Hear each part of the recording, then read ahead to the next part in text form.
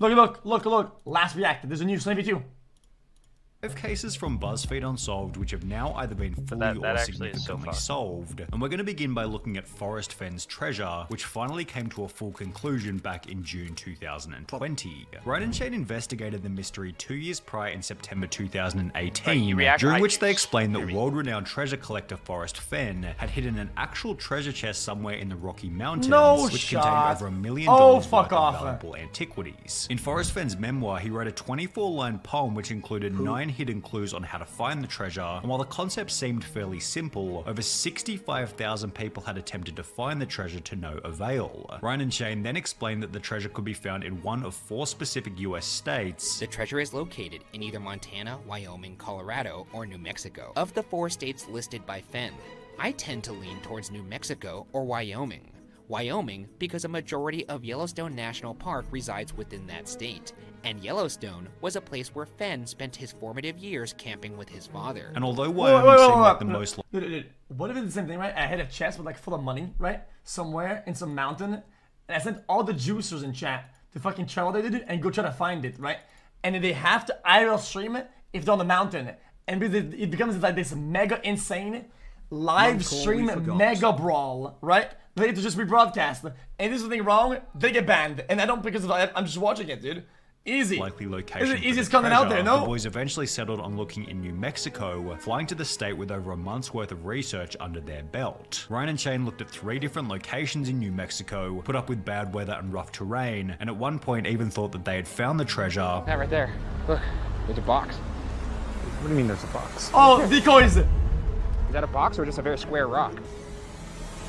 That is a very, very square rock. However, the trip ultimately ended with the boys leaving empty-handed. I think we may just have to come to terms with the fact that what if you bought like it? And the location of Forrest Fenn's treasure remained a mystery. That would be until approximately 2 years later on the 6th of June 2020, when the following post was made to Forrest Fenn's personal blog. It was under a canopy of stars in the lush forested vegetation of the Rocky Mountains, and had not moved from the spot where I hid it more than 10 years ago. I do not know the person who found it, but the poem in my book led him to the precise spot. I congratulate the thousands of people who participated in the search and hope they will continue to be drawn by the promise of other discoveries. So the search is over. Look for more information and photos in the coming days. Forrest. As promised, this photo showed up on the blog in the days that followed, before these 2 were also posted, confirming that the treasure had in fact been found. 1 month later, it was revealed that the treasure was found in Wyoming, which was one of the 2 states highlighted in the BuzzFeed Unsolved episode, although not the state that the boys eventually went to.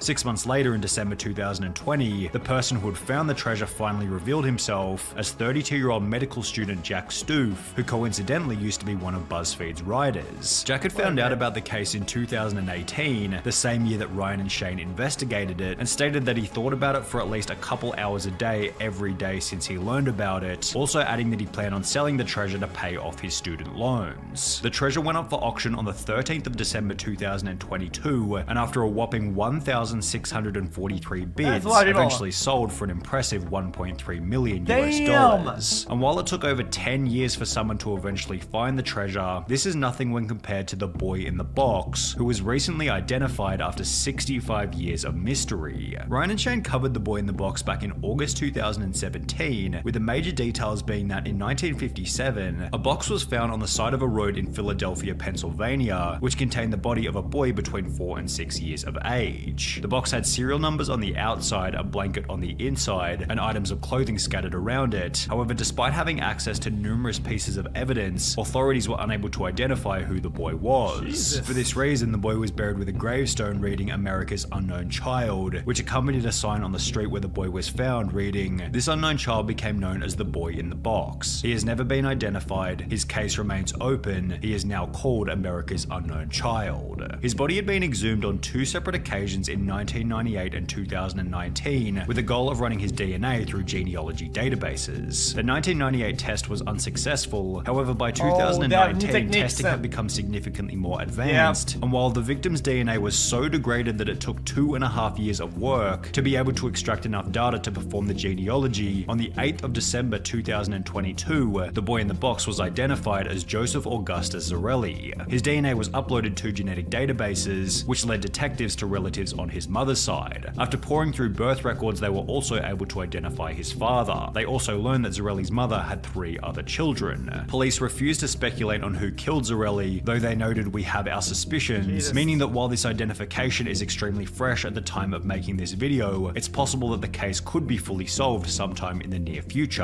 However, if we're on the topic of fresh identifications, then we have to talk about the Lady of the Dunes, who after 48 years of mystery, was finally identified on the 31st of October 2022, just 38 days before the boy in the box. When Ryan and Shane looked into the Lady of the Dunes back in March 2020, they explained that she was found deceased on a beach in Provincetown, Massachusetts, yet because she'd been lying there for such a long period of time, the Lady of the Dunes had become unidentifiable. Despite using bloodhounds, studying missing persons bulletins, scouring the registers of local lodgings, and looking into anyone who had a permit to bring their vehicle into the area, police turned up nothing. The Lady of the Dunes also had extremely recognizable dental work. However, despite this and numerous different police sketches, nobody knew who she was. Similar to the boy in the box, the Lady of the Dunes was exhumed for DNA on 3 separate occasions in 1980, 2000, and 2013, although none of these resulted in her identification, leading the boys to state this. For that to produce no kind of DNA evidence of like who this person is, it's kind of insane to me because 1974 is not that long ago. No. You would think that DNA would be fresh enough that you could figure out this person's identity. What Ryan and Shane didn't know at the time was that within 2.5 years, the Lady of the Dunes' unknown son would undertake a DNA test with Ancestry.com, providing genealogy databases with enough evidence for the Lady of the Dunes to be identified. On October 31st, the FBI announced it finally identified the woman as Ruth Marie Terry, a native of Tennessee who was 37 at the time of her death. At the time of her disappearance, Ruth Marie Terry had mentioned to family that she was traveling to Massachusetts with her husband Guy Moldovan, who's now become the main suspect in the case. Despite being married at the time, Guy never officially reported the disappearance of his wife to the police and conveniently remarried a year later as if nothing had ever happened. What's even crazier is that Guy Moldovan's previous wife had also gone missing and was eventually found dead alongside his daughter inside a septic tank on Guy's Seattle home. What the He served fuck? only 2 years in prison before being released, which was followed by him marrying Ruth Marie Terry, who was then found in the dunes only 5 months later.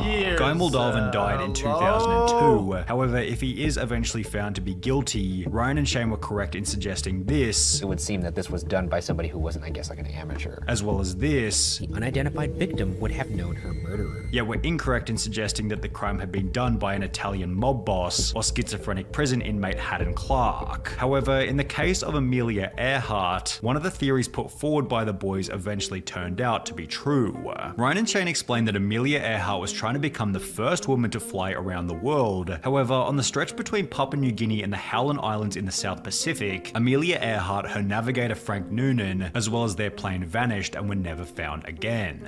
The main theory put forward in the Unsolved episode was that Earhart's plane had run out of fuel and either crashed into the ocean or had successfully made a crash landing on the South Pacific island of Nkumaroro. Evidence for the successful crash landing was that 2 years after Earhart's disappearance, a British colonial officer by the name of Gerald Gallagher found a campfire, sextant, and a partial human skeleton on the previously uninhabited island. The bones were sent to a physician in Fiji, who concluded that they most likely belonged to a male who was short, stocky, and of European descent. Chad, let's say you're able to survive and eating food and whatever on an island completely on your own. Wouldn't you just live until you die of old age just doing nothing?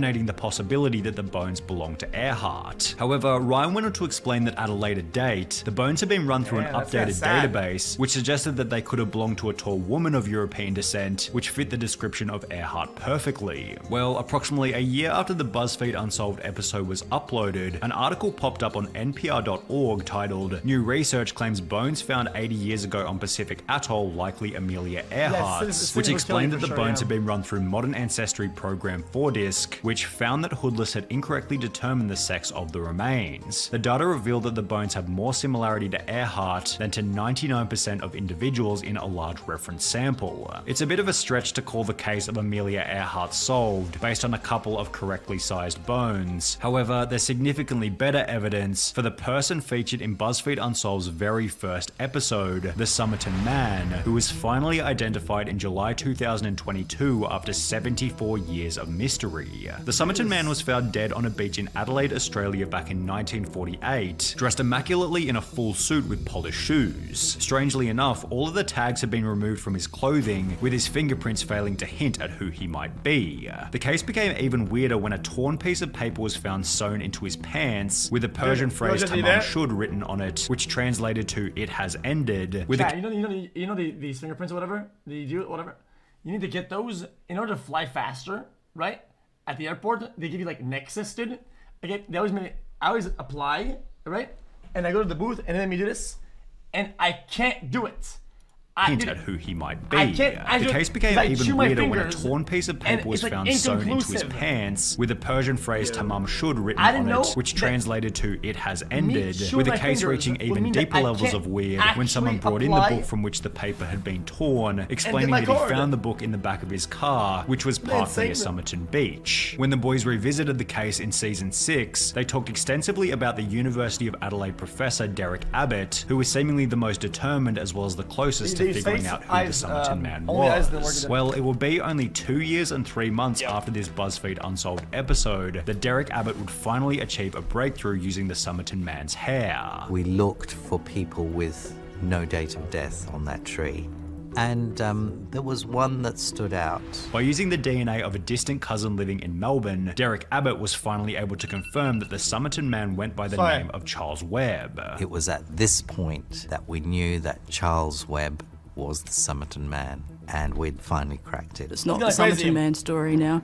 This is the Charles Webb story. The theories put forward in the BuzzFeed Unsolved episodes, such as the Somerton man was a Russian spy or a ballet dancer, were disproven after Derek Abbott revealed that Charles Webb simply grew up working in a bakery while playing football on the weekends. However, the other tragic detail revealed in the episode of Australian Story was that prior to being found on the beach, the Somerton man was living an incredibly lonely life. He didn't have any friends.